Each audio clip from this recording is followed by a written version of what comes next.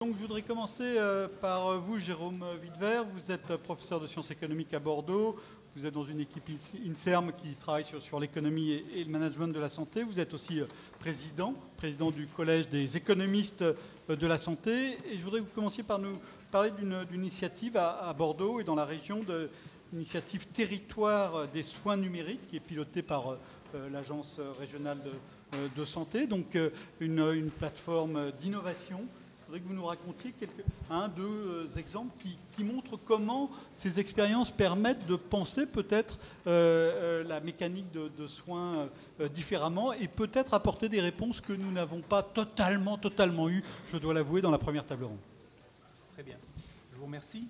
Je vais juste commencer par faire un petit détour avant de parler de cette expérimentation. Je voulais faire le détour de un peu la logique qui préside à cette expérimentation, mais aussi à plein d'autres, qui est un peu On n'entend pas ? C'est mieux comme ça. Oui, c'est mieux comme ça. Oui, donc je voulais dire que je vais commencer par faire un petit détour pour revenir sur la doctrine qui préside à cette expérimentation et à plein d'autres, qui est partagée par, on va dire, l'ensemble des acteurs du système de santé, qui est de dire la transition épidémiologique de la population française est largement achevée. La question est celle des maladies chroniques longues, de la prise en charge sur le long terme de patients. Et donc notre système est mal adapté, il a été conçu pour les soins aigus, alors qu'on a changé de type de modèle, qu'il faut changer de type de modèle. Et donc il faut accompagner le patient tout au long de son parcours de soins, de l'hôpital à la ville, du médecin du généraliste au spécialiste, du spécialiste à l'infirmière, et qui donc du sanitaire au médico-social. Et donc il faut essayer d'organiser au mieux ce parcours pour rendre le parcours plus efficient et plus efficace en termes de qualité de vie pour le patient, plus efficient pour le système de soins, en économisant par exemple des hospitalisations, puisque c'est un peu le grand credo. Il faut diminuer les hospitalisations, réduire les durées de séjour. On a de la marge de manœuvre, et là on revient un petit peu sur le sujet de la première table ronde. Il y a du grain à moudre. Donc c'est ça un peu la doxa, je crois qu'il est largement partagé par beaucoup, avec beaucoup de bémols et des interprétations différentes, mais c'est un peu le cadre. Et donc, les expérimentations TSN, puisqu'il y en a une en Aquitaine, dans les Landes plus précisément, mais il y en a 3 autres en France, en Île-de-France, en Bourgogne et dans la région Rhône-Alpes, et une à l'île de la Réunion. Donc, ces expérimentations, elles reposent sur le numérique. Alors, le principe, c'était un appel à projet de la DGOS, qui a financé à hauteur de... La DGOS, oui, pardon, du ministère de la Santé, d'une direction du ministère de la Santé. Donc, le montant alloué était un montant non négligeable, puisque c'est 80 millions d'euros répartis sur 5 territoires, dont les Landes, je vais parler un peu plus précisément, parce que c'est celui-là que je connais de plus près. Et donc, l'idée, c'était d'aider les ARS à faire eux-mêmes des appels à projets auprès de consortiums d'industriels. Ces consortiums d'industriels étant supposés proposer des outils numériques avec beaucoup d'objets différents, mais on va dire qu'il y avait un objet qu'on retrouve dans toutes les expérimentations et dans les Landes en particulier, qui étaient des outils numériques facilitant ou censés faciliter la coordination entre tous les professionnels de santé intervenant sur le parcours de soins, que ce soit l'hôpital, le généraliste, le spécialiste, l'infirmière, l'EHPAD. Donc, chaque ARS a fait son cahier des charges. Donc l'idée, un petit peu, en tous les cas, l'économiste pourrait le comprendre comme ça, a voulu transformer les ARS en acheteurs de soins. Alors là, ce n'est pas vraiment des acheteurs de soins, c'est des acheteurs de dispositifs permettant d'améliorer la prise en charge. Donc chaque ARS a fait son propre cahier des charges et donc a mis en concurrence des consortiums d'industriels. Donc ça a été fait dans les 5 territoires. Il y a des consortiums d'industriels qui ont remporté les marchés et qui ont donc déployé, ou qui sont en train de déployer, ou qui auraient dû déployer. Je ne vais pas revenir sur l'évaluation, puisque mon équipe est en charge d'une partie de l'évaluation, mais donc les niveaux d'avancement sont très variés. Mais si je reviens sur l'exemple des Landes, pour être un peu plus concret, puisque c'est l'objet de mon intervention, dans les Landes, ce qui a été développé, c'est un outil permettant à tous les professionnels de santé, donc qui marchent à la fois sur les téléphones portables ou sur les ordinateurs, qui vise à permettre à tous les professionnels de santé d'introduire des informations. Ça se présente plutôt sous la forme d'un fil d'actualité.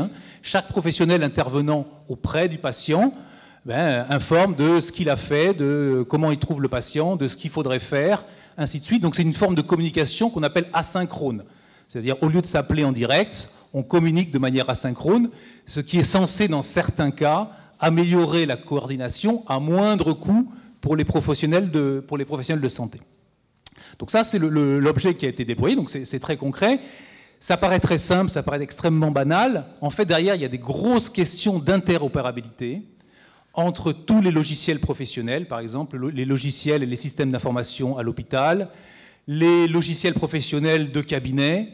Et donc ça pose en fait les logiciels qu'on trouve dans les laboratoires biologiques. Donc tout ça, ça pose des problèmes extrêmement complexes, extrêmement lourds, qu'on connaît bien dans ce type de secteur. Et donc les développeurs industriels avaient pour objectif de faciliter cette communication entre tous les systèmes d'information, tous les logiciels métiers qu'on rencontre chez les professionnels de soins. Voilà, concrètement, et on y reviendra peut-être tout à l'heure, hein, mais ce dont on se rend compte très vite, c'est que ces outils, ils sont assez largement inopérants s'ils ne s'accompagnent pas d'une réorganisation de l'offre de soins, mais on y reviendra tout à l'heure. Merci. Isabelle Vitelli, vous êtes directrice innovation et business excellence chez Sanofi, donc le gros laboratoire pharmaceutique français. Et vous allez nous raconter cette expérience vue non pas du côté d'un économiste ou d'une autorité locale, mais du côté d'une entreprise. Donc vous faites quand je vous ai eu au téléphone, vous m'avez dit que vous faites du design thinking avec les parties prenantes. Hein, donc vous êtes vraiment de l'autre côté avec des professionnels du secteur, des startups, des grands groupes. Alors j'aimerais que vous nous racontiez un exemple qui se met en place et puis peut-être éventuellement un projet pour qu'on sente concrètement ce que ça veut dire comme organisation. Alors, puisqu'on parle de santé numérique, d'abord merci de m'avoir invité. Puisqu'on parle de santé numérique, ce qui est intéressant, c'est au plan aussi économique finalement, c'est de se rendre compte que c'est une formidable opportunité pour un certain nombre d'entreprises qui finalement se côtoyaient assez peu jusque-là, de commencer à travailler ensemble pour inventer justement la santé de demain. Alors on travaille de notre côté avec des startups, mais pas que des startups. Il y a aussi d'autres grands groupes qui ne sont pas, on va dire, traditionnellement dans la santé. Des entreprises comme Orange, comme Air Liquide, comme Dassault, aujourd'hui s'intéressent au développement de solutions en santé. Donc il nous paraît intéressant de travailler avec ce type de société pour en fait la complémentarité des expertises. Travailler également, je le disais, avec des startups, mais aussi travailler, comme vous le disiez, en mode design thinking, c'est-à-dire inventer en fait ces nouveaux usages numériques avec les usagers eux-mêmes, c'est-à-dire des associations de patients, des professionnels de santé, des experts, afin effectivement de ne pas partir de la technologie, mais plutôt partir de l'usage et essayer de penser, en fait, on a beaucoup parlé lors de la première table ronde, au sujet de la valeur. Donc la valeur organisationnelle, on a beaucoup parlé d'organisation, mais il y a également la valeur économique, bien sûr, qui est parfois compliquée, parce qu'il va falloir inventer de nouveaux business models. Mais il y a également la valeur médicale, dont on n'a peut-être pas beaucoup parlé, mais qui est celle que l'on veut pouvoir démontrer au travers de ces solutions. Alors pour être très concrète, je vais vous parler d'une solution qui a été développée il y a plus de 10 ans maintenant, qui est une solution pour les patients atteints de maladies chroniques, de diabète de type 1, plus précisément, patients adultes. C'est une solution qui a été développée par Sanofi avec le CERIT, qui est en fait une structure académique, et avec une ETI qui s'appelle Volontis. Et en fait, cette solution, c'est un logiciel thérapeutique qui va être associé à un système de télémédecine, c'est-à-dire qui va donner la possibilité aux patients d'être en contact avec le médecin à distance. Cette solution permet au patient de prendre en charge sa maladie chronique, c'est-à-dire que grâce aux algorithmes qui sont dans la solution, le patient saura précisément quelle dose d'insuline il va devoir s'injecter. Et s'il y a un souci, l'information est transmise au professionnel de santé qui peut agir. Donc on voit bien en fait qu'on transforme pleinement en fait l'organisation même du système de soins, de la prise en charge de cette maladie chronique. On a pu démontrer au travers d'études qu'il y avait une valeur médicale avec une meilleure prise en charge de ces patients. Se pose aujourd'hui le sujet de la valeur économique. Pourquoi ? Bien parce qu'il y a des sujets sur la réglementation. Quels sont les critères d'évaluation de la valeur de ce type de solution ? Et puis effectivement, ça a été beaucoup le sujet tout à l'heure, c'est qui paye au final ce type de solution. Voilà. Mais elles ont de la valeur médicale, de la valeur organisationnelle, c'est sûr. Yann Vidot, donc, vous êtes l'autre régional de l'État, donc professeur de sciences économiques ici. Vous avez travaillé sur les soins de médecine de ville, vous travaillez maintenant sur les maisons de santé, sur la e-santé aussi. Est-ce que vous avez des exemples concrets et au-delà, commencer à évoquer les questions que posent ces nouvelles organisations? Alors déjà, première chose, on est sur une thématique qui répond aux besoins de santé, aux besoins de soins locaux, soit par de l'innovation, soit par de nouveaux modes de prise en charge. Donc moi, je vais plutôt me concentrer sur les nouveaux modes d'organisation des soins, et notamment, où il y a des expérimentations en France sur la manière dont, en médecine de ville notamment, on peut améliorer la prise en charge du patient en faisant coopérer de manière plus importante les différents acteurs qui contribuent à la prise en charge des patients. Donc que ce soit des médecins généralistes ou spécialistes, que ce soit des auxiliaires médicaux, donc des infirmières, des kinésithérapeutes, et même aussi tout ce qui relève de la sphère médico-sociale. Donc l'idée, il y a depuis 2007, et on a des expérimentations qui ont démarré un tout petit peu plus tôt, mais voilà, on a des choses qui se sont mises en place sur le développement de la coopération entre professionnels de santé au sens très large. Et donc, la première chose sur laquelle je voulais aller, en fait, c'était de dire que, déjà, il y a une tendance générale en France, c'est que l'exercice de la médecine se fait de plus en plus de manière regroupée. Donc c'est une tendance lourde. Après, la vraie question, c'est est-ce que cet exercice regroupé ne peut pas prendre des formes différentes? Et donc ce qui a été mis en place avec les maisons de santé, notamment les maisons de santé pluridisciplinaires, c'est l'idée de pouvoir avoir dans un même endroit des professionnels de santé qui sont de spécialités différentes et des auxiliaires médicaux pour pouvoir avoir une prise en charge complète sur un seul lieu des individus. Et donc, en fait, la question qui se pose derrière, donc, le premier enjeu, c'est de dire déjà, est-ce qu'au niveau territorial, on ne peut pas régler le problème des déserts médicaux qui, bon, on a vu en première table ronde, n'en est peut-être pas forcément un, mais il y a forcément un, pardon. Mais en tout cas, il y a des thématiques où certains territoires ont une plus grande difficulté d'accès aux soins. Donc, est-ce qu'en proposant sur un même lieu différents professionnels de santé, est-ce qu'on ne contribue pas à améliorer la prise en charge? Ça, c'est une première chose. Et puis, en termes d'accès. Et puis après, il y a la qualité de la prise en charge. Et là, en fait, la vraie question qui se pose derrière les expérimentations, c'est quel mode de coopération entre professionnels de santé on peut développer. Et donc là, en fait, cette question-là, elle amène à des enjeux sur lesquels je reviendrai un peu plus tard, mais qui sont soit de l'ordre de l'organisation, soit de l'ordre des incitations économiques, soit, troisième élément, ce qui relève des motivations des acteurs eux-mêmes.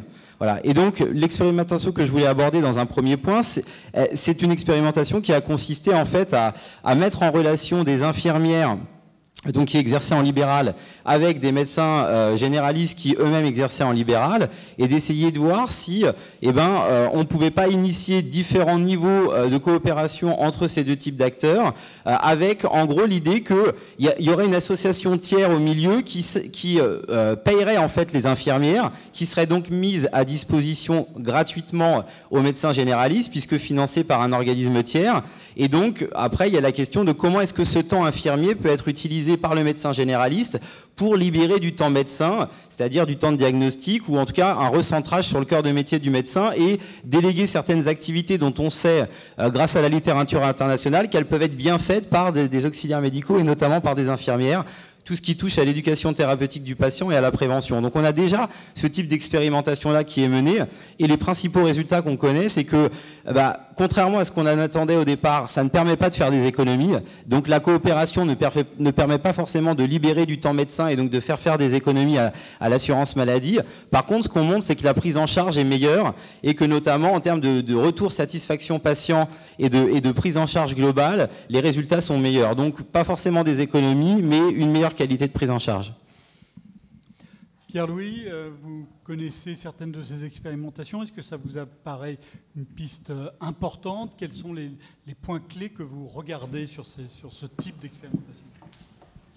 Oui, pour moi, ça me paraît quelque chose de majeur, notamment parce qu'on va avoir de moins en moins de généralistes. En gros, en 2000, par Français, il y avait 4,8 actes de généraliste. Consultation, visite ou actes techniques. En 2013, il n'y en avait plus que 4,1. C'est-à-dire que ça a diminué de 15% de 2000 à 2013. Et ça va continuer parce que la population continue à augmenter, il y a moins de généralistes. Et les généralistes qui sont sur le terrain, soit vieillissent, et donc travaillent moins, soit ça se féminise et les femmes généralistes travaillent un peu moins que les hommes. Donc, on va continuer à avoir moins de contacts avec les généralistes. Donc, on va être moins soigné par les généralistes. On va être moins soigné par les généralistes. Est-ce qu'on est moins bien soigné? Là, il y a deux hypothèses. En 2000, ils faisaient un peu trop et n'importe quoi. Et donc, on a baissé de 15%, mais c'est de la rationalisation. C'est l'hypothèse optimiste. L'hypothèse pessimiste, c'est on est moins soigné et donc on est moins bien soigné. Pour le moment, on n'a pas les éléments, si quelqu'un les a, mais pour trancher. Mais néanmoins, il y a un vrai problème, parce que 4,8, 4,1, après tout, pour le moment, ça semble s'être bien passé, mais ça va continuer. Et donc, on va avoir ce vrai problème. Et donc, l'idée de dégager du temps médecin pour qu'il se concentre sur ce qui est le cœur de son métier est essentielle. D'accord ? Et donc, des expériences comme, je pense que vous faisiez référence à l'expérience Azalée, qui permettent de mettre des infirmières en coopération, mais pas simplement en coopération du genre on se coordonne et on se parle, mais vraiment en équipe avec le médecin, c'est-à-dire je travaille dans une équipe dont le médecin est le patron. En gros, il ne faut pas avoir peur des mots. Et c'est comme ça que travaillent les généralistes dans le monde entier, parce que tout à l'heure on a dit qu'on était complètement spécifique en ce domaine aussi. Un médecin anglais, il travaille avec des infirmières et des assistants. Un médecin suédois, pareil. Un médecin italien, pareil. Un médecin espagnol, pareil. Il n'y a que les Américains qui travaillent comme nous. Pourquoi ? Parce qu'aux États-Unis, comme en France, le paiement à l'acte est prédominant. Quand vous êtes payé à l'acte, vous n'avez pas du tout intérêt à avoir un salarié qui va vous prendre une partie du boulot et puis que personne ne va venir payer. Non, ça relève de l'aberration économique. Quand vous êtes à la capitation, c'est-à-dire que vous êtes payé pour le nombre de patients que vous traitez, vous pouvez vous dire, si je prends une infirmière avec moi, je pourrais allonger ma liste parce que l'infirmière fera certaines choses que je faisais et assez naturellement, vous venez au travail en équipe. Donc nous, on est bloqués par le paiement à l'acte pour faire évoluer les organisations et des expériences comme Azalée permettent de dire, comme on est bloqué par le paiement à l'acte, eh bien, on va payer des infirmières pour qu'elles aillent, en gros, c'est un tiers, et à la fin, ça ne peut être, si c'est généralisé, que l'assurance maladie, pour qu'elles aillent travailler avec les médecins. Et ça, effectivement, la littérature, comme l'a dit M. Vidot, montre que ça ne fait pas des économies, mais ça permet de libérer du temps médical, parce que pour certaines activités, l'infirmière se substitue au médecin, et surtout, elle permet aussi que l'infirmière fasse des choses que le médecin ne fait jamais, c'est-à-dire passe du temps pour faire de la prévention, de l'éducation thérapeutique, de l'accompagnement. En gros, un médecin, vous allez le voir, à la sortie, il vous dit « faut vous bouger, faut manger moins gras, faut arrêter l'alcool, faut arrêter le tabac. Au revoir, monsieur ». Bien évidemment, avec ça, vous repartez et puis vous continuez comme avant. Avec une infirmière, vous pouvez avoir un dialogue sur comment vous cuisinez, vous pourriez changer telle et telle méthode, qu'est-ce qui vous empêche d'arrêter l'alcool, est-ce qu'on peut trouver telle ou telle démarche, et ainsi de suite. Et donc avoir voilà. En plus, il n'y a pas cette asymétrie qu'on a avec le médecin qui permet de parler. Voilà. Donc le sujet d'organisation est essentiel et bien évidemment, il est lié au sujet technologique. En Angleterre, un patient diabétique qui n'a pas fait son dosage d'hémoglobine glyquée et qui n'a pas été vu depuis 6 mois, il est rappelé par le cabinet médical. Mais pourquoi ? Parce qu'il y a des assistants qui ont regardé dans le dossier, dans le système d'information du cabinet, quels étaient les patients qui n'étaient pas venus depuis 6 mois.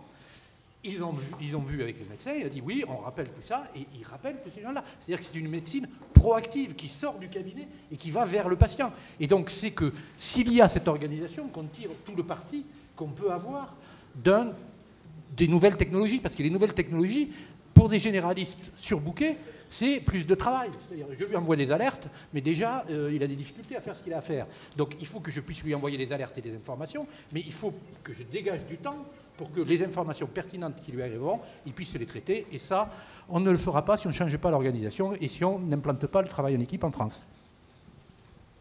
Alors, vous assurez la transition vers évidemment le point suivant, quels sont les enseignements que vous tirez de ces expérimentations? Quels sont les points de vigilance? Quels sont les espoirs? Quels sont aussi les conseils? Isabelle, vous avez déjà commencé à poser la question absolument clé de l'évaluation. Qu'est-ce que vous en tirez? Alors d'abord, la solution dont je vous ai parlé, elle est encore en expérimentation. Donc ça, c'est quand même un sujet, parce que l'entreprise, les deux entreprises et le CERIT, hein, qui ont investi sur une vision très innovante en fait, de la prise en charge d'une maladie chronique, ont investi depuis 10 ans. Et en fait, aujourd'hui, on est encore au stade de l'expérimentation. Et on est super content d'être au stade de l'expérimentation parce qu'il y a peu de solutions qui sont au stade de l'expérimentation. Et donc se posent en fait plusieurs questions. La question effectivement d'abord des critères d'évaluation de ce type de solution, puisque finalement ils ne sont pas clairement définis par les autorités. Et parfois il y a les autorités de santé, mais parce que c'est nouveau, c'est innovant, hein, donc c'est pas négatif ce que je dis, mais il va falloir quand même qu'à un moment donné on se pose cette question-là.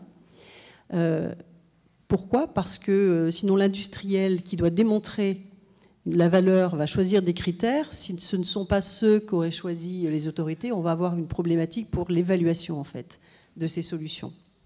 Donc ça, c'est le premier sujet. Le deuxième, donc c'est un sujet de réglementation finalement. Et puis se pose également effectivement le sujet de qui paye.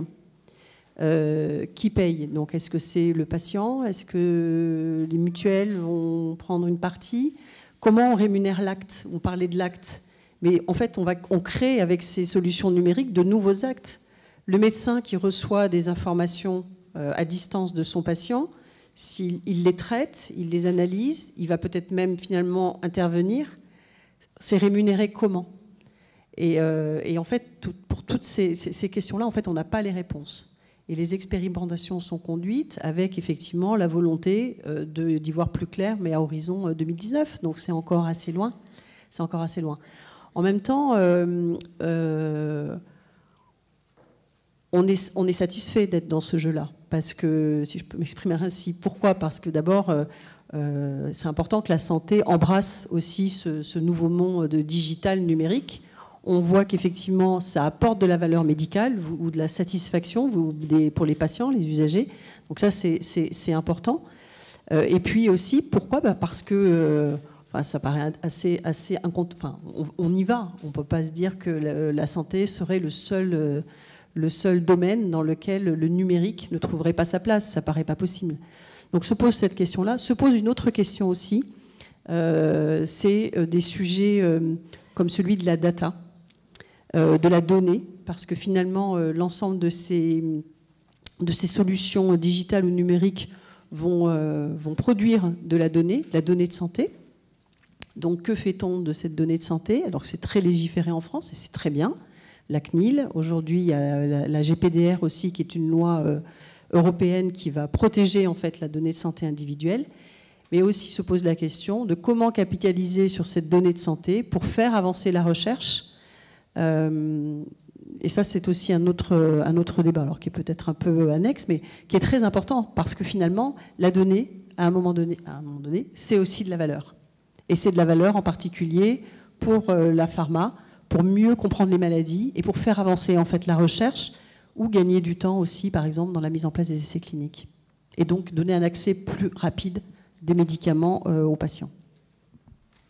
Cette question de l'accès, enfin, de l'accès aux données n'est pas périphérique, elle est centrale, elle se pose sans arrêt aux économistes de la santé. Il y a des vraies différences entre les pays là-dessus, avec aussi des vraies différences dans les résultats obtenus, dans les politiques qu'on peut mener selon l'ouverture ou la fermeture de l'accès à ces données. Yann, qu'est-ce que vous tirez comme première leçon? Ces expérimentations sont encore jeunes, mais on peut déjà tirer un certain nombre à la fois de leçons, mais aussi de questions qui sont tout à fait importantes.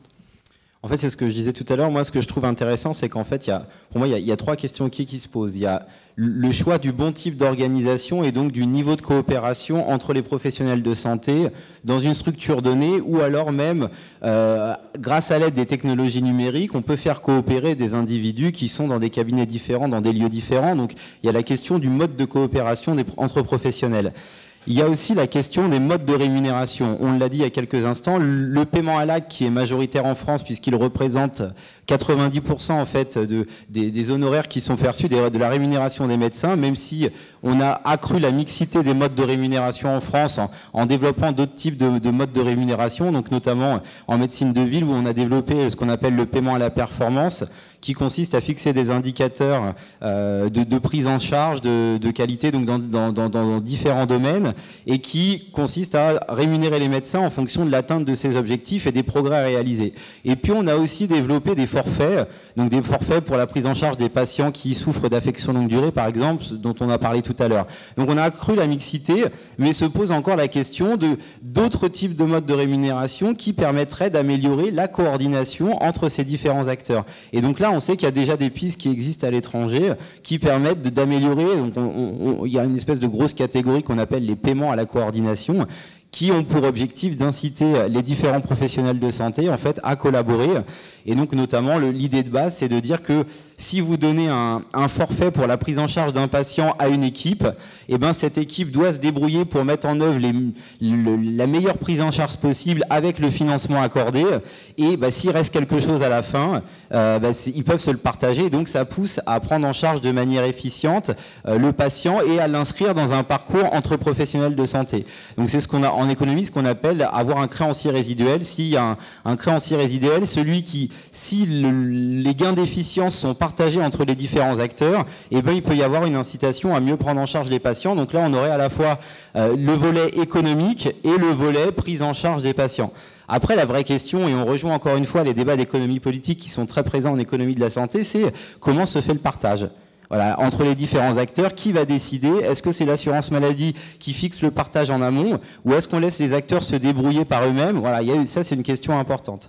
Et puis le troisième point qu'il ne faut pas oublier au-delà des modes de rémunération, c'est quelles sont les motivations des professionnels de santé à rentrer dans ces types de dispositifs. Donc généralement, quand on a des expérimentations, si on ne sélectionne pas les gens aléatoirement, vous avez les personnes les plus motivées qui rentrent dans ces expérimentations. Donc vous avez ce qu'on appelle un biais de sélection qui peut fausser entre guillemets un petit peu l'expérimentation au départ. Bon, on a des méthodes pour contrôler ça, mais qui en tout cas interrogent sur le fait que ceux qui rentrent en premier sont souvent ceux qui ont une appétence et une motivation particulière à faire du soin de manière coordonnée. Et donc, on n'est pas étonné que... Enfin, plutôt la question qu'on peut se poser, c'est si on généralise le dispositif à l'ensemble des individus, est-ce que, comme on n'aura a priori pas les mêmes motivations, est-ce que ça va fonctionner de la même manière? Donc le but de l'expérimentation, c'est déjà d'identifier si les primo-entrants ont vraiment un comportement spécifique, est-ce qu'ils ont des caractéristiques particulières qui les prédisposaient à ce mode de prise en charge particulier et qui du coup les fait répondre de manière plus importante aux incitations qui sont données. Le vrai problème, c'est que généralement on mélange tout ça. On a de l'incitation économique avec des modes de rémunération, on a de la motivation des individus et on a des modes d'organisation. Et donc le vrai boulot de l'économiste, c'est d'évaluer et de savoir faire la différence. Qu'est-ce qui relève du mode d'organisation, qu'est-ce qui relève des incitations économiques qui sont fournies et qu'est-ce qui relève des motivations intrinsèques des individus. On voit bien que les frontières doivent bouger partout. Vous évoquiez tout à l'heure les modes de fonctionnement entre les médecins et les infirmiers, infirmières. Ça suppose aussi que les frontières des uns et des autres bougent. Et c'est des frontières qui sont très solides, qui sont ancrées souvent dans des siècles d'histoire. Donc c'est pas facile de les faire bouger en France. Jérôme, sur ces leçons. Oui, en droite ligne avec ce qui vient d'être dit. Si je prends le cas donc, de l'expérimentation dans les Landes, le premier constat, c'est quand même la résistance. La résistance des professionnels de santé à utiliser ces dispositifs. D'abord, il faut qu'ils soient convaincus qu'ils sont utiles. Et donc ça, c'est pas toujours facile. Là, je parle d'un outil de coordination, pas d'un outil plus spécifique de prise en charge pour une pathologie donnée, de coordination. Il faut qu'ils soient convaincus que c'est utile. Donc ça, c'est pas facile, d'une part. Et d'autre part, on se rend compte que c'est coûteux pour eux. Que c'est coûteux. Il y a peut-être un gain d'efficacité, mais c'est du temps. D'abord, il faut s'adapter à l'outil. Et puis, ça demande de traiter l'information, parce que parfois, c'est beaucoup d'informations. Quand vous lisez un fil d'actualité d'un patient qui a été suivi sur 15 jours ou un mois, c'est du temps. Voilà, c'est du temps. Et comme on vient de le dire, pour les professionnels de santé en libéral, là, c'est le cas de le dire, le temps, c'est de l'argent. C'est-à-dire quand on passe un quart d'heure à lire un fil d'actualité, on ne le passe pas à faire une consultation, hein. Donc c'est un coût d'opportunité immédiat. Et donc ça, c'est une vraie réalité qu'on peut observer, c'est-à-dire que la coordination, ça a un coût, même si elle est supportée par un outil numérique, ça a un coût. Ce constat a conduit rapidement, d'ailleurs, l'expérimentation a changé un peu de nature, puisqu'il y a une partie organisationnelle qui s'est greffée très rapidement via ce qu'on appelle aujourd'hui les plateformes territoriales d'appui, hein, qui sont maintenant une réalité aussi importante que le déploiement des outils numériques dans ces expérimentations. Et ces plateformes territoriales d'appui, en gros, elles ont des réalités assez différentes en fonction des territoires. Elles vont être généralisées, elles sont en train d'être généralisées sur toute la France d'ailleurs. En gros, ce sont des infirmières coordinatrices qui répondent au téléphone pour aider les patients ou les professionnels à coordonner la prise en charge ou à guider le patient dans le parcours de soins. C'est-à-dire que c'est presque un aveu d'échec, hein. C'est presque un aveu d'échec puisqu'on confie à des professionnels, des coordinateurs, des infirmières coordinatrices ou des infirmiers coordinateurs, dans le cas présent, à assurer quelque chose qui devait être assuré spontanément via les outils numériques. Donc c'est un constat vraiment, c'est presque un cas d'école de montrer que un outil numérique ne suffira pas, ça c'est une évidence, ne suffira pas à favoriser la coordination entre professionnels de santé. Il faut évidemment une nouvelle organisation. Donc, modèle économique, il existe ou non? Alors, le modèle économique. Moi, plus j'y réfléchis, parce que j'y réfléchis depuis pas si longtemps, donc je n'ai pas forcément les idées claires, mais je me souviens d'une fameuse controverse qui a été initiée par un très très grand économiste qui est Solow, qui disait, dans les années 90, il y a un déploiement, une diffusion très très rapide des ordinateurs dans les entreprises, et pourtant il y a un ralentissement de l'augmentation de la productivité. Donc bon, je ne vais pas rentrer dans les détails parce que je connais mal la polémique d'une part, donc ça a été énormément débattu, mais il se trouve que, c'est peut-être une coïncidence, hein, mais que la diffusion rapide dans les années 90, fin des années 80 aux États-Unis, années 90 en Europe, des ordinateurs dans les entreprises, s'est traduit par un ralentissement de la productivité du travail. Donc il n'est pas impossible que les outils numériques tels qu'ils se développent n'aient qu'une efficacité à moyen et long terme qui passe par une réorganisation du travail, par un changement d'habitude, par une acceptabilité par les professionnels de ces outils. Et ça, c'est très très difficile dans une organisation du système de santé tel qu'on le connaît en France. C'est qu'on doit prendre des décisions centralisées de financement. Hein. Ce n'est pas des acteurs individuels, ce n'est pas des entreprises qui se décident une à se lancer dans l'informatique parce qu'elles y croient. C'est tout un système qui doit se lancer parce qu'il y croit. Et le modèle économique, il est difficilement trouvable parce qu'il n'est pas sûr qu'il y ait des gains à court terme. Il n'est pas sûr qu'il y ait quelque chose à partager. À court terme. Hein. C'est pas certain. C'est pas certain, ça va dépendre des outils, c'est pas forcé. Et donc, c'est extrêmement difficile de trouver un modèle économique alors qu'on n'est pas certain, et qu'on n'est pas certain qu'à court terme, il y ait des gains. Je crois qu'on pense tous qu'à moyen long terme, il y aura des gains, évidemment, ça va de soi. Mais à court terme, c'est pas sûr qu'il y ait des gains. Donc financer des entreprises, financer des investissements, financer de la recherche dans un système tel que le nôtre, avec un financement centralisé, c'est pas facile. Pierre-Louis, avant de passer la parole au panel d'étudiants. Oui, je voudrais revenir sur ces questions du modèle économique et des innovations technologiques, avec une innovation qui date un peu, puisque Marcel Proust l'utilisait, ça s'appelle le téléphone. Dans d'autres pays, il y a des consultations par téléphone. C'est-à-dire que, on le sait tous, des fois il faut qu'on voit le médecin et des fois on pourrait, par téléphone, lui communiquer certaines informations, il pourrait nous renvoyer une ordonnance, le médecin gagnerait du temps et nous aussi. Donc au Royaume-Uni, par exemple, payé à la capitation, 10% des consultations se font par téléphone. Bien évidemment, si vous voulez voir votre médecin, vous y allez. Mais si vous voulez régler votre problème rapidement, c'est un gain pour vous, c'est un gain pour lui, et tout le monde est content. Donc il y a de la valeur pour les deux. Mais en France, si le médecin, et les médecins passent du temps au téléphone avec leurs patients, parce que les patients les sollicitent, mais tout le temps qu'ils passent au téléphone, le médecin français, c'est perdu. Pourquoi? Parce qu'il est payé à l'acte. Donc, pour lui, c'est plutôt une perte. Donc, il n'a pas intérêt à utiliser le téléphone. Et donc, il utilise moins le téléphone que dans les systèmes où, payé à la capitation, c'est la liste des patients qu'on prend en charge. Et si on peut les prendre en charge de manière plus efficace, on le fait. Eh bien, alors, on pourrait dire, mais payons à l'acte les consultations téléphoniques. Mais alors là, l'assurance maladie commence à trembler parce qu'elle se dit, aléa moral, je vais de même prendre 2 milliards de consultations téléphoniques et donc on ne bouge pas, quoi. Mais on bloque. Alors je prends par provocation une innovation qui n'en est plus une depuis 100 ans, hein, le téléphone, mais même on ne sait pas utiliser le téléphone. Et le mail, c'est pareil. Il y a plein de choses qui pourraient se faire par échange de mails asynchrone entre un patient chronique stabilisé qui renvoie ses principaux paramètres et puis qui reçoit une ordonnance. Franchement, moi je vais faire mon outing, je suis hyper tendu, je vois mon généraliste tous les 6 mois, il me pèse, ça je sais faire, je pourrais lui dire combien je pèse, il prend ma tension, j'ai une tensiomètre chez moi, je pourrais lui envoyer, je pourrais même sur un mail le renseigner plus de variables que ce qu'il collecte lors de l'entretien, et puis il me renverrait, comme tous les 6 mois, depuis maintenant 10 ans, la même ordonnance, d'accord ?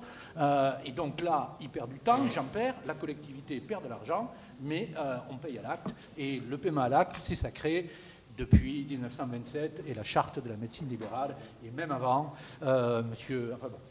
passons, c'est une longue histoire. Mais franchement, alors, il y avait eu un progrès, en gros, de 2004 à 2016, on est passé en part de capitation, c'est ce que vous disiez tout à l'heure, de 0 à 13%.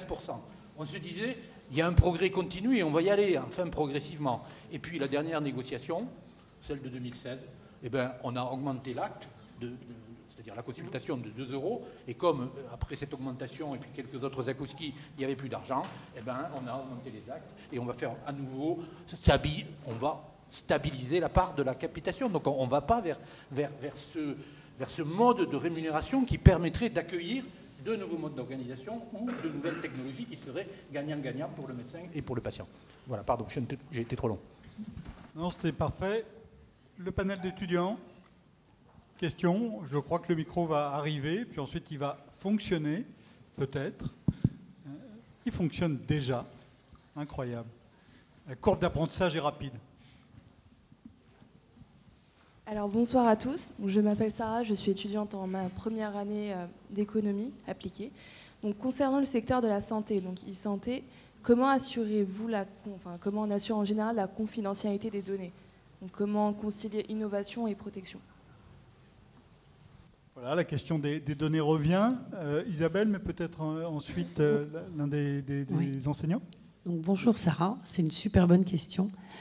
Alors d'abord en France on est très protégé quand même, il y a la CNIL et puis il y a une nouvelle loi qui s'appelle la GPDR qui est en fait une loi européenne. RGPD en français, RGPD, un règlement général de protection des données. C'est ça, c'est RGPD en français, mais c'est européen, alors on a presque le droit de le dire en anglais. Qui va être mise en place le 25 mai de cette année 2018 et qui vise encore plus à protéger en fait la donnée personnelle, puisque pour pouvoir utiliser de la donnée, il faudra, médicale ou pas d'ailleurs, hein, il faudra demander l'accord actif en fait de l'usager. Pour ce qui est de la donnée de santé en France, elle est très protégée. Il y a des hébergeurs de données de santé qui reçoivent des accréditations pour cela. Et en fait, on peut faire des demandes. Il y a un service, en fait, le service national des données de santé, qui est aujourd'hui un service unique, pour lequel, en fait, on peut aller demander de collecter de la donnée, mais c'est très strict, en fait, c'est très régulé. C'est-à-dire qu'il faut que la finalité soit clairement définie et qu'elle réponde, en général, à une question médicale. Ou en tout cas, qu'elle soit clairement définie et que ce soit jamais commercial. Voilà, ça, c'est très important.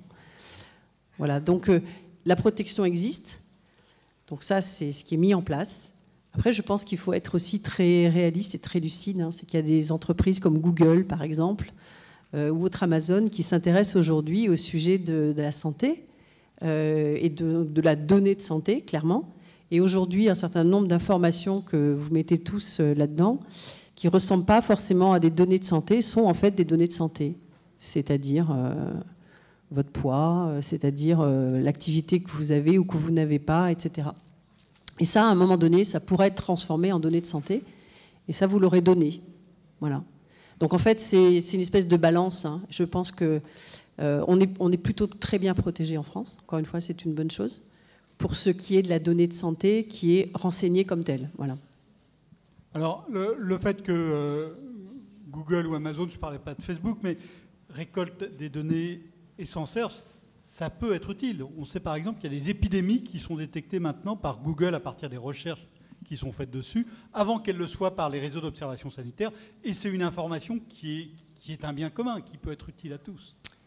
Alors oui, pourquoi pas, mais qui pourrait l'être. La seule chose, c'est que la question de Sarah, je crois, c'était comment on se protégeait. Là, en l'occurrence, si moi, j'ai pas décidé de donner, ou si j'ai pas donné mon accord pour partager ma donnée, je suis pas certaine que j'ai envie que Google s'en serve. Et pourtant, je peux vous assurer que je pense que les données de santé, il faut pouvoir les utiliser, mais voilà, pour la bonne finalité. Donc, je crois que c'est ça, en fait. C'est la différence entre deux. Est-ce que c'est utile, la donnée ? Oui, c'est utile. Est-ce qu'on a envie de pouvoir maîtriser sa propre donnée ? Oui, certainement. Jérôme ? Non, juste pour rajouter quelque chose. Oui, la donnée, ça a de la valeur. Hein. Ça a de la valeur. Donc, les entreprises qui collectent des données vont valoriser cette valeur, si j'ose dire. Hein. Donc, c'est un point de vigilance majeur. Donc, l'information Google, c'est une très bonne information, mais Google est une entreprise privée, internationale. Donc l'usage qui sera en a fait, ça sera peut-être un bon usage, mais peut-être pas. Ça peut être un usage privé pour les assureurs. Hein. Ça peut donner des informations sur votre risque.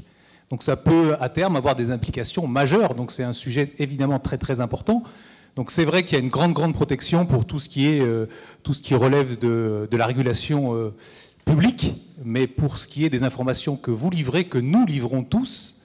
Là, il y a des enjeux très très importants. Donc c'est vrai qu'on est toujours un petit peu, enfin moi je suis toujours un petit peu agacé en voyant la difficulté d'utiliser des données de santé pour nos études. Et c'est très très bien. Hein. C'est normal que je sois agacé. Hein. Non, je voulais vous poser quand même la question dans le temps. C'est-à-dire que vous, en tant que chercheur de santé, en économie de santé, est-ce qu'il n'y a pas, vous n'avez pas parfois une frustration en vous disant, je pourrais avoir des résultats qui seraient utiles pour le bien commun si j'avais accès à des données auxquelles je n'ai pas accès. Mais si je m'écoutais, je serais pas raisonnable. Donc c'est très bien qu'on me contraigne, mais c'est vrai que par moment, c'est vrai, on aimerait avoir un accès plus facile. Mais c'est très bien qu'il y ait des gens qui me fassent pas confiance et qui mettent des contraintes, ça c'est sûr. Autre question du panel. Pardon, excusez-moi. Et puis il y a la question de l'éthique aussi, hein, dont on n'a pas trop parlé. C'est indépendamment de comment on utilise en fait les données, c'est la question de l'éthique qui est une vraie question aussi sur ces sujets-là. Et c'est bien que les personnes qui travaillent justement sur des solutions qui vont soit capter de la donnée, la collecter, soit en générer, se posent aussi ces questions de l'éthique. Je trouve que c'est bien, surtout que ça ne se fait pas forcément sur d'autres continents, donc c'est bien qu'on se la pose. C'est bien que ces choix collectifs soient explicites et explicités. Donc, une autre question du panel, ensuite on passera la parole à la salle. Oui, Jérémy en M2 Éco-Santé. Moi j'ai une question sur votre sentiment, plutôt sur la dynamique qu'il y a sur l'apparition le développement des différents outils numériques et les différents modes d'organisation. Est-ce que vous pensez que justement on est dans une phase où on met en place, on teste beaucoup de choses sur les nouveaux modes d'organisation ou sur les données à disposition? Est-ce que ça peut être contre-productif de mettre en place trop de choses expérimentalement parlant ou d'avoir trop de données et justement à ce que les professionnels de santé soient noyés un petit peu dans l'information et se détournent de leur cœur de métier? Est-ce que vous pensez qu'il faut qu'il y ait un système de régulation sur la mise en place de ces nouveaux modes d'organisation et la pénétration des nouveaux outils numériques mis à disposition à la fois pour les patients, mais aussi pour les différents professionnels de santé? Risque de submersion par l'excès de données. Isabelle, je vous vois prendre le micro. Oui, alors, vous parlez à un directeur de l'innovation. Donc, moi, je trouve que c'est très bien qu'il y ait plein d'innovations. En fait, c'est quelque chose qui est... le numérique en santé, c'est encore quelque chose de neuf, donc c'est foisonnant. Il y a à peu près 148 startups en France référencées par France Health Tech, des startups en santé. Mais c'est bien parce que en fait, les aspects réglementaires sont tellement lourds, tout n'arrivera pas. Et puis c'est compliqué. Il faut trouver aussi le bon modèle économique. Aujourd'hui, les startups en santé, en e-santé, c'est 30% en fait représente 30% de ce nouveau domaine marché. Mais en fait, il n'y en a qu'une sur deux qui commence à générer du chiffre d'affaires, et un tout petit chiffre d'affaires. Donc je crois que c'est bien aussi pour l'économie, c'est le potentiel évalué de ce marché de la e-santé, il est de 2,5 à 3 milliards d'euros par an en horizon 2020. Donc je pense que c'est très sain aussi pour l'économie, qui est effectivement beaucoup de solutions. Après, je ne suis pas certaine que ça perturbe beaucoup les organisations. Je n'ai pas l'impression, mais vous sauriez peut-être mieux répondre que moi. Je crois que c'est plutôt vertueux. Yann ? Moi, ce que je voulais rajouter là-dessus, c'est que ces données, elles sont aussi importantes. On a beaucoup parlé d'expérimentation et on en a besoin pour d'expérimentation. Donc, et les professionnels de santé, s'ils ont un retour sur ce qui fonctionne pas, ils peuvent aussi y trouver leur intérêt. Donc après, il y a quand même une phase d'apprentissage à avoir. Si la e-santé, tout ce qu'on nous promet aujourd'hui avec le développement du numérique en termes d'aide aux professionnels de santé, mais aussi remettre le patient au centre avec un contact direct, une espèce de désintermédiation qui passerait par le numérique, il y a une phase de prise en charge qui peut être coûteuse au départ, mais comme n'importe quelle innovation, donc surtout quand elle est radicale comme celle-ci, si vraiment on va jusqu'au bout des choses. Voilà. Après, je pense qu'en effet, derrière, il vaut mieux avoir trop de données que pas assez et faire le tri derrière sur ce qui nous sert et ce qui ne nous sert pas, en fait. Pierre-Louis ? Oui, une des questions qu'on peut se poser, c'est est-ce qu'il faut tout un tas de jeunes pousses qui émergent, ou est-ce qu'on peut déjà évoquer une infrastructure générale et nationale ? Et c'était l'infrastructure générale et nationale, en gros, c'était l'ambition du dossier médical personnel, partagé, et ainsi de suite. Parce que, bien évidemment, une des difficultés qui peut être posée par la floraison d'expérimentation, même si, bien évidemment, il ne faut jamais refuser une expérimentation, c'est toujours créateur, c'est, à un moment donné, il faut arriver à une généralisation. Et donc, le DMP se voulait une généralisation, c'est-à-dire le lieu où, selon des protocoles communs à tous, dans un vocabulaire commun à tous, avec une organisation commune à tous, parce que si je vous transmets des informations, mais si je parle dans un autre langage, si le dossier n'est pas rangé comme vous avez l'habitude, et ainsi de suite, vous le savez, l'information, elle ne vaut rien, parce que vous vous y perdez. Voilà. Donc, et pour le moment, cette infrastructure, il y a 1 million de dossiers médicaux ouverts, il doit y en avoir la moitié qui sont alimentés. Ça peine, ça doit être relancé, mais voilà, donc il y a aussi cette dialectique entre la construction d'une infrastructure générale, sur laquelle pourraient se greffer d'ailleurs beaucoup des expérimentations pour verser les informations qu'elles ont obtenues, et puis cette floraison d'initiatives. C'est ça qu'il faudra arriver à conjuguer. Mais la difficulté à mettre en place l'infrastructure nationale montre que du côté des professionnels, même si tous vous disent qu'ils veulent plein d'informations, et ainsi de suite, quand il faut qu'ils alimentent, eh bien, on retrouve ce que vous disiez tout à l'heure, plutôt des difficultés et des réticences. 2 dernières questions de la salle cette fois-ci. Micro, on va les prendre dans la foulée. Voilà. Bonjour, je suis Axel Menu, je travaille à l'Agence régionale de santé d'Île-de-France et je ne suis pas économiste. Moi,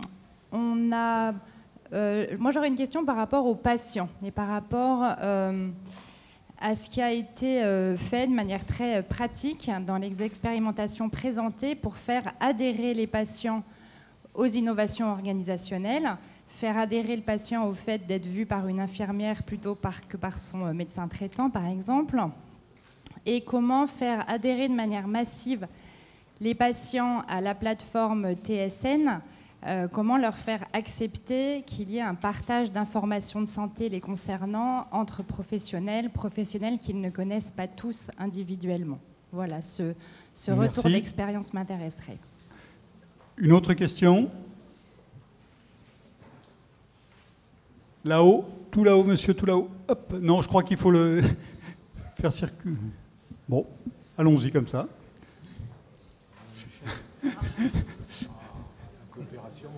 Oui, la méthode participative fonctionne aussi. Voilà, le dernier kilomètre. Bon, c'est mieux comme ça. Oui, je voulais vous demander, en fait, vous avez beaucoup parlé précédemment de travailler en collaboration, en fait, entre professionnels de la santé. Par exemple, travailler dans des centres entre médecins et infirmiers. Mais au final, est-ce que tout ça n'est pas voué à l'échec tant qu'il y aura le même système de tarification? Est-ce qu'un changement du mode de rémunération des médecins ne serait pas envisageable comme après tout, c'est bien pratiqué dans d'autres pays. Sur cette dernière question, Yann ou Jérôme, vous en avez beaucoup parlé tous les deux. Allez. Encore une fois, oui, c'est clair que le paiement à l'acte est un obstacle à la coordination. C'est ce qu'on a dit tout à l'heure. Et donc, clairement, la réforme du mode de rémunération peut accompagner la mise en place de ces nouveaux modes d'organisation et de cette coopération. Après, comme je l'ai dit aussi, il y a d'autres ressorts que simplement les incitations financières qui peuvent jouer. Et en cela, le paiement à l'acte ne sera pas plus un frein que d'autres modes de rémunération. Je veux dire, tout ne se fait pas avec de l'argent non plus. Après, c'est sûr que rémunérer spécifiquement la coordination a de grandes chances de pouvoir favoriser la mise en place de cette coopération entre infirmières et médecins. Moi, je pense que, en effet, ça passe par un changement, pas forcément par la suppression du paiement à l'acte. En plus, on a vu tout à l'heure que pour des raisons historiques, on n'arrivera pas à faire ça en France, puisque les médecins libéraux ne sont pas favorables à cette réforme-là. Mais petit à petit, on grignote, mine de rien, en mettant en place d'autres modes de rémunération. Donc, le vrai problème, c'est qu'on ajoute de la complexité avec différents types de rémunération. Est-ce qu'on va pas aboutir à des usines à gaz où le médecin va devoir composer avec du forfait, de la performance, de la coordination? Donc, on découpe en fait l'activité médicale. Bon, le paiement à la coordination, c'est pas découpé. Au contraire, c'est l'idée de faire travailler ensemble. Mais en tout cas, on ne peut pas transformer non plus la médecine en une somme d'indicateurs ou une somme d'actes et puis rémunérer tantôt ceci, tantôt cela. Je pense que c'est plus compliqué. Donc il vaut mieux aller vers des modes de rémunération qui vont sur de la prise en charge globale. Et c'est plutôt ces modes de rémunération-là qui seront compatibles. Après, le dernier enjeu très vite là-dessus, c'est est-ce que les professionnels s'y retrouvent ? Voilà. Et en gros, les aspirations ne sont pas les mêmes. Les auxiliaires médicaux aspirent à des montées en compétences et à ne plus être des subordonnés ni dépendants des prescriptions médicales des médecins généralistes. Et donc, tant que la coordination passera par un système très hiérarchique où c'est le médecin qui décide ce qu'il délègue ou pas, sans qu'il y ait une espèce de coopération qui s'instaure réelle, pas juste sur le papier, là aussi, ça risque de bloquer. Et malheureusement, l'ordre des infirmiers est peut-être moins efficace que l'ordre des médecins pour essayer d'initier cette montée en compétences qui existe déjà. Je veux dire, au Royaume-Uni, on a déjà ce modèle-là de l'infirmière qui a des compétences avancées. Voilà. Jérôme, sur le patient. Oui, sur la première question.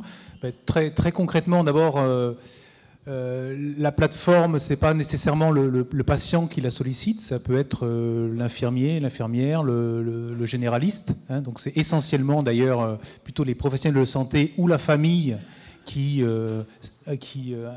informent ou qui sollicitent la plateforme pour une coordination, pour une prise en charge mieux adaptée. Et quand c'est le patient, eh bien, il y a une demande de consentement. Il faut qu'il signe. De toute façon, il y a un consentement à pouvoir introduire des données sur sa santé dans le système d'information. Donc il y a un consentement, il peut refuser. Et dans ce cas-là, évidemment, s'il refuse que des informations soient rentrées dans le système d'information, elles ne sont pas rentrées, évidemment. Mais je voulais dire quelque chose de plus sur le patient. On n'en a pas parlé. Mais il y a aussi, dans la doctrine d'aujourd'hui, l'espoir, l'idée que le patient chronique se prenne en charge lui-même. C'est-à-dire, c'est aussi la e-santé, on l'a dit tout à l'heure, c'est aussi l'accès à une information riche sur les possibilités, sur les bonnes pratiques, sur les bons usages. Et donc, il y a espoir aussi que la demande du patient permette de mieux organiser le parcours de soins, parce que le patient deviendra, c'est le fameux patient expert dont on parle beaucoup. Donc on n'en a pas parlé, on a plutôt parlé côté professionnel de santé, mais il y a aussi cet espoir-là du patient expert qui saura lui-même trouver le bon parcours. Merci. Nous venons au terme de ce débat. Vous êtes peut-être des malades qui s'ignorent, mais en tout cas, vous avez été très, très patients. Donc, pas de solution à court terme sur la réforme de l'assurance santé. Le numérique, ça va être compliqué. Je pense que vous avez intérêt à rester en bonne santé et à faire un peu d'exercice en rapprochant vos mains comme ça pour remercier le panel. Merci à tous.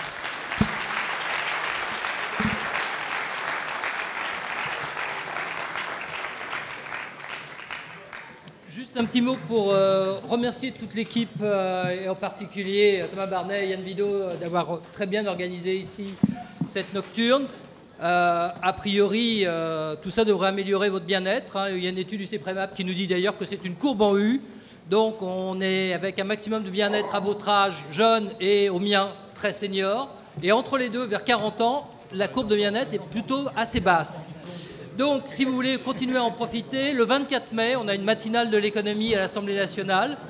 Fiscalité, démocratie, avec les députés, ça peut être assez amusant. Le dialogue économiste-député. Et puis, si vraiment vous n'êtes pas trop épuisé, 6, 7, 8 novembre à Lyon, on vous fera des journées de l'économie avec, j'espère, un parcours étudiant spécialement pour vous. Merci, bonsoir.